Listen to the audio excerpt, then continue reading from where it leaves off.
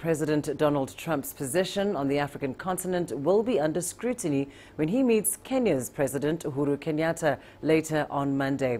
Now, the talks are expected to dwell on security and trade.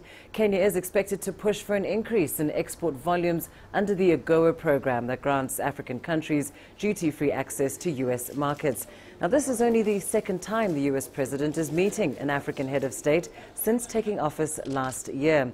Trump has been described as largely unconcerned about the continent, though in April he did meet Nigeria's Muhammadu Buhari and tweeted about South Africa's land reform last week. Kenya's ambassador to the U.S., Njeru Githai, says the U.S. is keen on realizing the potential for mutual benefits by trading with Africa. Now America is looking towards Africa. So it's not us who look to the east, it is America that had ignored Africa. And I've said that to them several times. Yeah, and they admitted that they are not looked to Africa as a trade partner. But now they are. Yeah, and you can see from the number of companies that have set up base in Nairobi, you know, and we want even more of them to set up base in Nairobi. Well, for more on this, we're now joined in the studio by Dr. Francis Onditi, an international relations expert. Dr. Onditi, always a pleasure having you with us.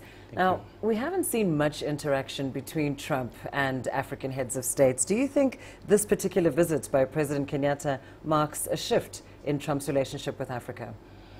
I think U.S., under the leadership of Donald Trump, it cannot forsake African countries, particularly Kenya being in the Horn of Africa.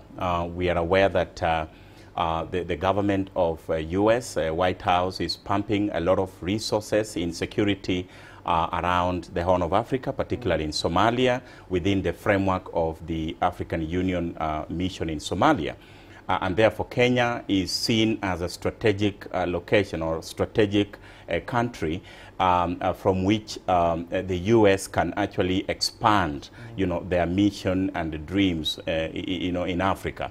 So I see a relationship coming out strongly based on the strategic location of Kenya and the interest that the U.S. has in Somalia particularly. And of course the United States, as you said, you know, shouldn't be forsaking Africa, and it has actually argued that it's got better proposition for African countries than those that are offered, for instance, by initiatives like the Belt and Road Project. What's your view on that statement?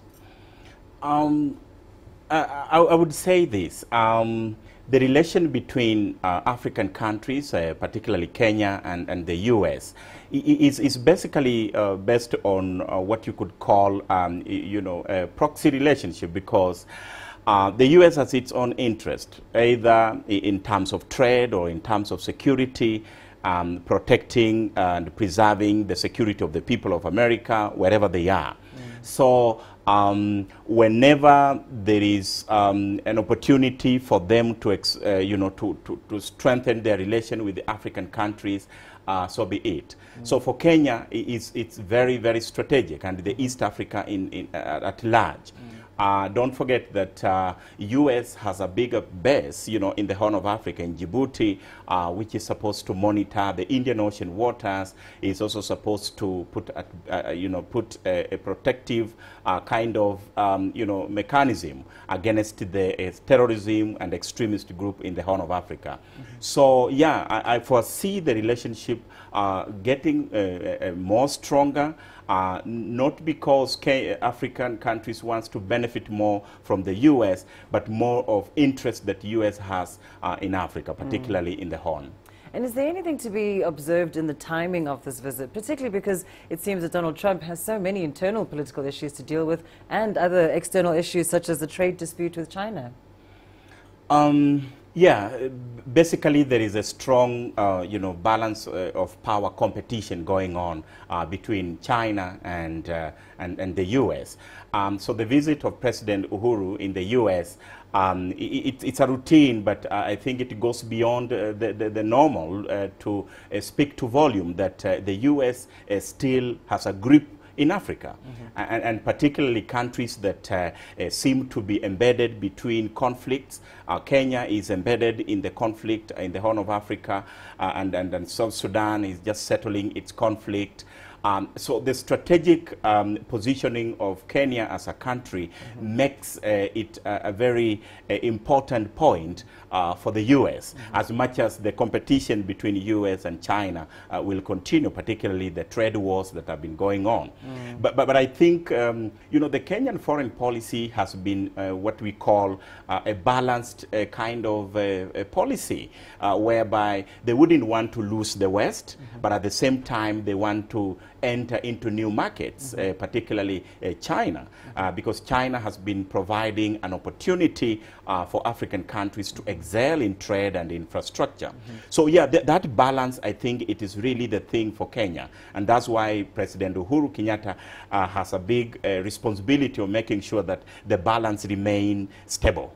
And finally, very quickly, Dr. Onditi, Trump has obviously met with Muhammadu Buhari, and he's said to have described him as lifeless. Do you think that Trump and Kenyatta will get along? There'll be chemistry between these two men, perhaps? Kenya has a long history between, between the country and U.S. You're not likely to see a bad blood between Kenya and the U.S. And particularly in the recent past, President Uhuru has been making a lot of effort in fight against corruption. We've had a lot of milestones, even though a few political hiccups here and there.